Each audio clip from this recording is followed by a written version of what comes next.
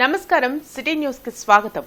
గుంటూరు తూర్పు నియోజకవర్గంలో సుపరిపాలనలో తొలి అడుగు కార్యక్రమం కొనసాగుతోంది.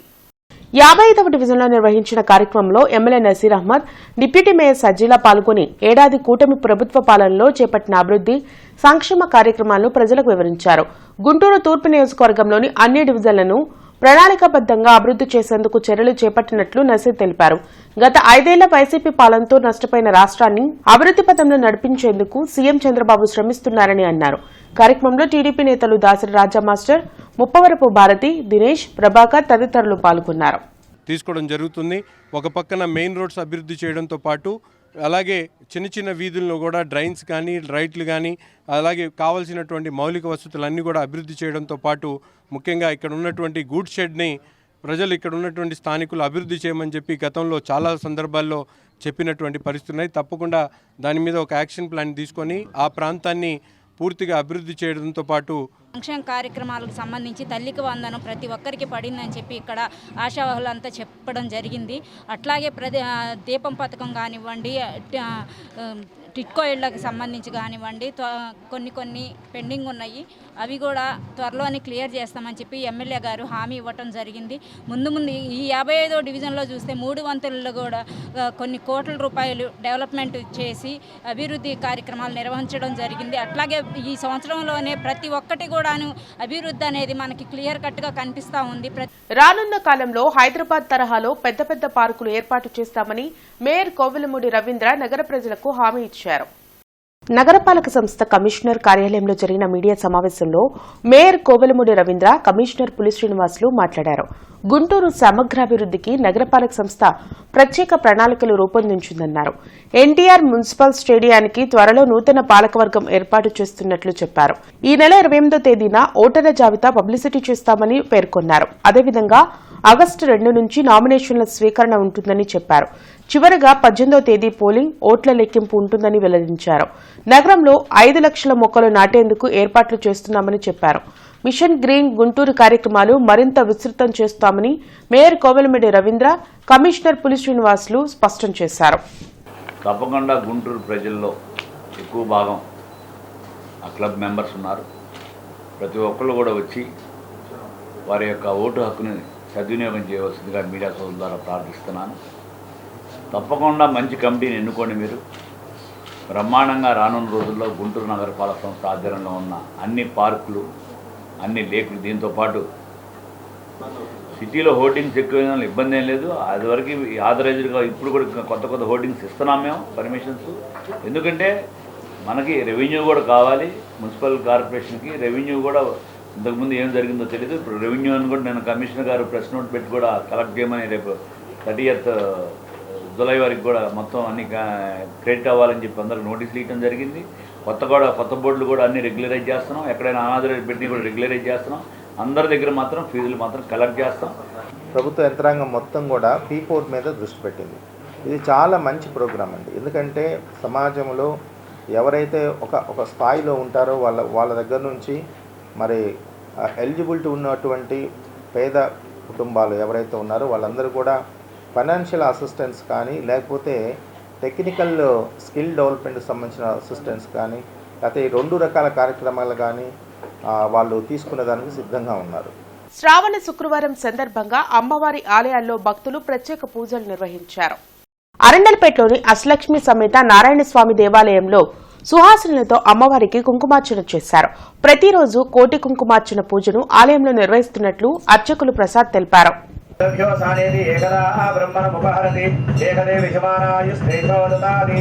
అందరూ కూడా గణపతికి జీవించాలి. మీ యొక్క గణపతికి హారతనండి. లక్ష్మీ గణపతి దేవత అందరూ 2 చేతులు నమస్కార ముద్రలో పైకి జోడించి స్వామి వారికి గట్టిగా 7 గంటల వారా ఈ నెల రోజులు ప్రతిరోజు ఉదయం 10 గంటల నుంచి 12 గంటల వరకు ఈ కోటి కుంకుమార్చన ఉంటుంది. ముఖ్యంగా అమ్మవారికి శ్రావణ మాసంలో ఎంతో ఇష్టమైన 5 ద్రవ్యాలు, పుష్పాలు, పసుపు, కుంకుమ, గంధం, గాజులతో విశేషంగా అమ్మవారికి మొదటి మంగళవారం లక్ష విరజాలతోనూ, 2వ మంగళవారం పసుపు, 3వ మంగళవారం కుంకుమ, 4వ మంగళవారం గంధం, శ్రావణ పూర్ణిమ నాడు పంచామృతాలతో అభిషేకం, శ్రావణ బహుళ అమావాస్య నాడు లక్షగాజుల పూజతో మరి ఈ సంవత్సరం శ్రావణ మాసం పూర్తి చేసుకుంటున్నాం.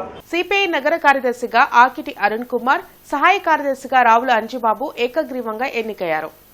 శారదా కాలనీలో నిర్వహించిన 25వ నగర మహాసభల్లో అనేక ప్రజా సమస్యలపై చర్చించినట్లు అజయ్ కుమార్ అంజిబాబు తెలిపారు. ఈ సందర్భంగా నూతన నగర సమితి కార్యవర్గాన్ని సిపిఐ జిల్లా కార్యదర్శి జంగాల అజయ్ కుమార్ అభినందించారు. నగరంలో అనేక సమస్యలు ఉన్నాయని వాటి పరిష్కారంలో సిపిఐ ముందుండాలని సూచించారు. అనునిత్యం కార్మికుల పక్షాన ప్రజల పక్షాన నిలబడుతూ అనేక పోరాటాలు నిర్వహించినటువంటి ఘనమైన చరిత్ర ఈ గుంటూరు నగర పార్టీకి ఉన్నది. దాని వారసత్వంగా బాధ్యతలు స్వీకరించినటువంటి మేము ఈ గుంటూరు నగరంలో ఉన్నటువంటి 57 డివిజన్లలో ప్రజలు ఎదుర్కొంటున్నటువంటి సమస్యలపైన పోరాటాలు నిర్వహిస్తామని చెప్పి తెలియజేస్తా ఉన్నాం. ఏకగ్రీవంగా కార్యదర్శిగా కామ్రేడ్ ఆకిటి అరుణ్ కుమారు ఏఐఎస్ఎఫ్ నగర నాయకుడిగా జిల్లా నాయకుడిగా పనిచేశారు. ఏఐవైఎఫ్ నగర నాయకుడిగా జిల్లా నాయకుడిగా పనిచేసి ప్రస్తుతం ఏఐటియుసి జిల్లా అధ్యక్షుడిగా కూడా ఆ కామ్రేడు తన సేవల్ని తనకి చదువుకునే రోజుల నుంచి ఈనాటి వరకు పట్టిన ఎర్ర జెండాని వదలకుండా ముందుకు సాగుతున్నటువంటి ఉత్తమ కామ్రేడ్ అని మహాసభ గుర్తించి ఆ కామ్రేడ్ని కార్యదర్శిగా బాధ్యతలు ఇవ్వడం జరిగింది. నగరంలో జరుగుతున్న నిర్మాణాల విషయంలో ఇంజనీరింగ్ సిబ్బంది నిర్లక్ష్యంగా వ్యవహరిస్తున్నారని వారిపై చర్యలు తీసుకోవాలని వైసీపీ కార్పొరేటర్లు కమిషనర్ పులి శ్రీనివాసులకు వినతి పత్రం అందజేశారు. నగరపాలక సంస్థ కార్యాలయంలో వైసీపీ కార్పొరేటర్లు బూసి రాజలత, రోషన్, అచ్చాల వెంకటరెడ్డి మీడియాతో మాట్లాడారు. దేవాపురంలో పీకలబాగుపై నిర్మించే కల్వర్టు కూలిపోయి అప్పారావు చనిపోవడానికి ఇంజనీరింగ్ సిబ్బంది నిర్లక్ష్యం కారణమని అన్నారు.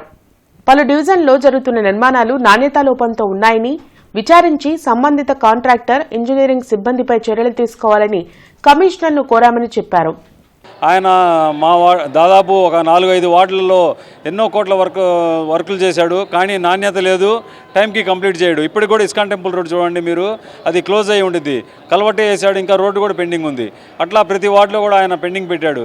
దీని గురించి 2 కౌన్సిల్లో కూడా మేము మాట్లాడాము. 2 కౌన్సిల్లో కూడా మేయర్ గారు మరియు కమిషనర్ గారు ఆయన బ్లాక్ లిస్ట్లో పెట్టండి అని ఎస్సీ గారికి చెప్పారు. కానీ ఎస్సీ గారు మరి ఎందుకనో ఆయన మీద ప్రేమ చూపించి ఆయన బ్లాక్ లిస్ట్లో పెట్టట్లేదు. వీటన్నిటిపైన చర్య తీసుకోవాలని చెప్పి మేము గౌరవ మేయర్ గారిని కమిషనర్ గారిని కలిసి వినతి పత్రం ఇవ్వడం జరిగింది. వార్డుల్లో వర్కులు జరుగుతుంటే కనీసం కార్పొరేటర్లకు కూడా ఇంటిమేషన్ ఇవ్వకుండా వర్కులు చేస్తూ ఉన్నారు. వర్కుల్లో నాణ్యత లేదు.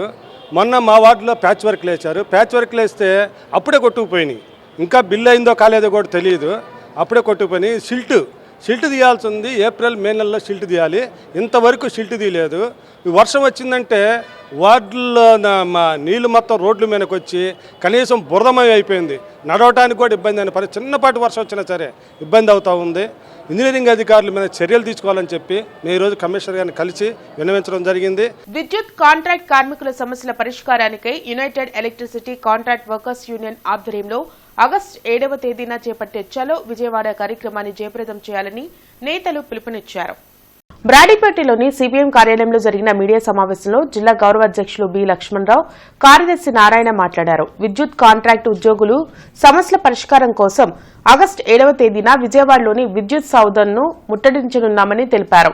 విద్యుత్ కాంట్రాక్ట్ కార్మికులను పర్మనెంట్ చేసి 46,000 జీతం ఇవ్వాలని డిమాండ్ చేశారు. 2022 పీఆర్సీ ఏరియర్స్ ఇవ్వాలని కోరారు. ఈ కార్యక్రమంలో రాష్ట్ర కోశాధికారి విద్యారావు తదితరులు పాల్గొన్నారు. సంస్థలో ఎన్నో ఏళ్ల తరబడి విద్యుత్ కాంట్రాక్ట్ కార్మికులుగా పనిచేస్తున్నాం. నేటికి కూడా పీఆర్సీ ఏరియర్స్ పర్మనెంట్ ఎంప్లాయీస్కి ఇచ్చారు. అలాగనే కాంట్రాక్ట్ కార్మికులకి పీఆర్సీ ఏరియర్స్ అనేది నేటికి కూడా చెల్లించలేదు. అనేక మార్లు అధికారులకి ప్రభుత్వానికి వినతి పత్రాలు ఇచ్చాం. కానీ నేటికి సమస్యలు ఏమీ పరిష్కారం కాలేదు.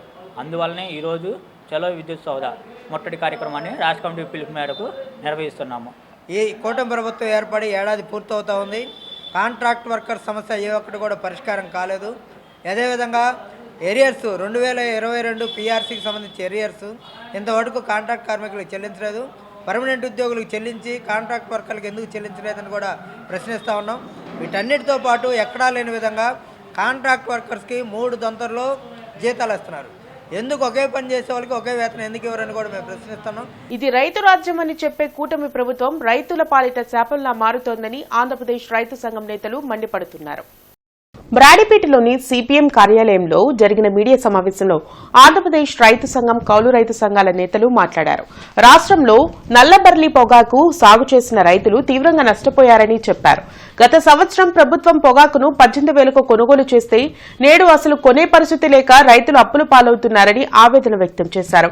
వెంటనే ప్రభుత్వం పొగాకు కొనుగోలుపై నిబంధన తొలగించి చివరికాడ వరకు కొనుగోలు చేయాలని డిమాండ్ చేశారు. లేకుంటే రాష్ట్ర వ్యాప్తంగా అన్ని రైతు సంఘాల ఆధ్వర్యంలో పెద్ద ఎత్తున ఉద్యమం చేస్తామని హెచ్చరించారు. ఈ కార్యక్రమంలో రాష్ట్ర అధ్యక్షులు వి కృష్ణయ్య, రాష్ట్ర కార్యదర్శి కె ప్రభాకర్ రెడ్డి, కొల్ల రామ్మోహన్, కంచుమాటి అజయ్, జగన్నాథం, జయంతిబాబు, రామారావు తదితరులు పాల్గొన్నారు. ఇప్పటిదాకా కొన్నటువంటిది ఎంత చాలా తక్కువ కొన్నారు. దాదాపు దాంట్లో 10వ వంతు కూడా కొనలేదు. 20 కోట్లకు కూడా ప్రభుత్వం ఇంతవరకు కొనలేదు. ఎప్పుడు కొంటుంది, ఎంత కొంటుంది? ప్రభుత్వం అంతా కూడా అతి తక్కువ రేటుకి చిన్న వాళ్ళ చేత కొనిపించుకుని అదే పొగాకు కంపెనీలు తీసుకుని వాళ్ళ గోడౌన్లో వేసుకునే పరిస్థితి ఉంది. దాన్ని ఏ విధంగానైనా అరికట్టాలా, ప్రభుత్వం అరికట్టాలా, కంపెనీల మీద ఒత్తిడి తీసుకురావాలా. అది ఏమీ లేకుండా మేము చివరాకు కొంటామని చెప్పి ఒక స్టేట్మెంట్ పడేసి ఏమీ కొనకుండా ఉండటం అనేటువంటిది ప్రజల్ని మాయ మాటలు చెప్పి మోసం చేయటం అవుతుంది. ప్రభుత్వం కంపెనీలు మొత్తం కొనాలని చెప్పేసి అందుకని భవిష్యత్తులో ఈ సన్నకారు కౌలు రైతులకి 20 క్వింటాలు కాకుండా 40 క్వింటాలు ఇవ్వాలి. ఇవాళ ఏ రైతైనా 2-3 ఎకరాలు 4 ఎకరాలు కౌలుకి వేసుకుంటే 50-60 క్వింటాలు అవుతుంది. మీరు 20 క్వింటాలు ఏ పద్ధతిని పెట్టారు? అందువల్ల మీరు పెట్టే పద్ధతి విరమించుకొని ఇప్పుడు గ్రామాల్లో ఏదైతే సన్న కౌలు రైతులకి మేము కొనిపిస్తున్నాం, స్లిప్పులు ఇస్తున్నాం అని చెప్పారో వాళ్ళకి 40-50 క్వింటాలు తగ్గకుండా వెంటనే కొనుగోలు చేయాలా. ఈ 2 సంవత్సరాలు పంట పండించకపోతే ఈ పొగాకు నిల్వ పెట్టుకుంటే ప్రభుత్వానికి కూడా లాభాలు వస్తాయి. అందుకని ఇవాళ నష్టమైనా సరే రైతుల దగ్గర పొగాకు మొత్తం కొనాలని చెప్పేసి 12,000 తగ్గకుండా కొనాలని చెప్పేసి మా డిమాండ్ ఉంది. లేని పక్షంలో రైతులతోటి పెద్ద ఎత్తున ఆందోళనకు దిగుతామని చెప్పేసి హెచ్చరిక చేస్తాం.